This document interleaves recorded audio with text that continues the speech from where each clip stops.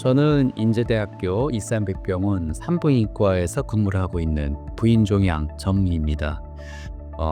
지금 제가 이 무수혈에 대해서 관심이 있기 시작한 것은 20-30년 전서부터고요. 그 이후부터 그 무수혈센터 소장도 맡고 있고 무수혈 학회를 관여를 하고 있어 왔습니다.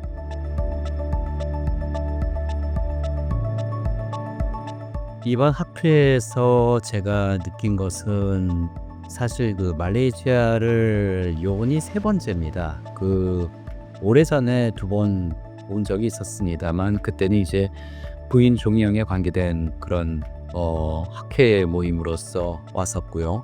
이번에는 그 무수혈센터 관계된 그런 학회로서 제가 이 학회에 와서 많은 사람들이 무수혈에 대해서 그리고 수혈 대체 방법에 대해서 관심이 많구나 하는 것을 느끼고 있습니다. 그리고 얼마나 많은 분들이 이 무수혈에 대해서 관심이 있고 또 거기에 대해서 열심히 노력을 하고 일을 하고 있는지에 대해서 저는 사실 많이 놀랐습니다. 저 또한 그에 대해서는 공감을 하고 더 열심히 해야 되겠다 이런 생각을 갖게 되었습니다.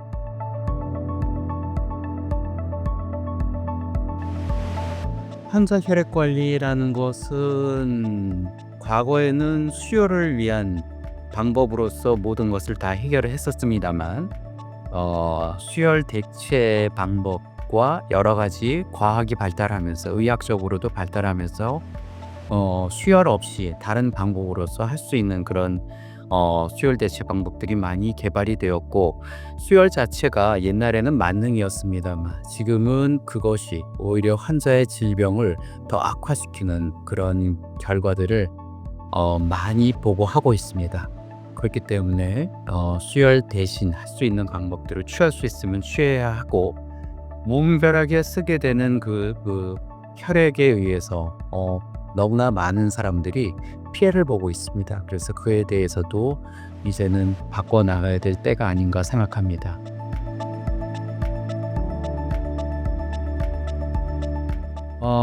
수혈 대체 방법으로서 그리고 환자 혈액 관리 방법으로서 환자가 치료를 원해서 올 경우 그럴 경우라면 의사는 훨씬 편하겠죠.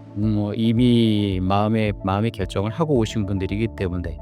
하지만 한편으로는 저희가 이분들을 대부분은 모르는 분들입니다. 그래서 그분들에 대해서 수혈 대체 방법 그리고 환자 혈액 관리가 왜 필요한지에 대해서 설명을 해줄 필요성이 있습니다.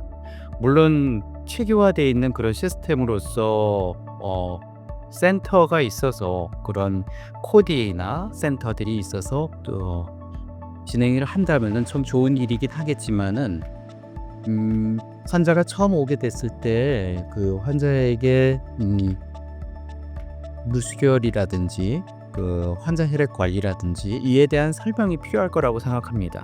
물론 의사들은 항상 바쁩니다. 그렇기 때문에 환자가 오면은 빨리빨리 모든 걸 진료를 하고 빨리 지나가는 그런 경우가 많은데요. 조금 더 신경을 쓰고 환자한테 이에 대한 설명을 자세히 좀 해줘야 될 것이고요.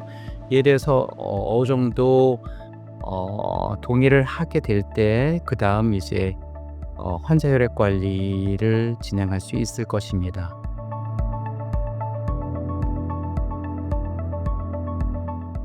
또 한 가지는 이제 동료 의사들의 문제인데요. 같이 모든 의사들은 좀 말하자면 좀 클래식한 의사들이 많습니다. 의사들은 과거에 했었던 그런 방법들을 그대로 고수하는 그런 경우가 많은데 의료가 발달하는 데 있어서는 많은 사람들이 발런티어라고 그럴까? 발런티어들이 꽤 많았습니다. 그래서 그런 분들 때문에 의학이 발달을 해왔고요. 그래서 이 환자 혈액 관리에 대해서도 같은 동료 의사들께는 한번 공부하고 어떻게 하면은 좋을지 한번 연구도 하고 또 배워나가는 그런 필요성이 있다고 생각합니다.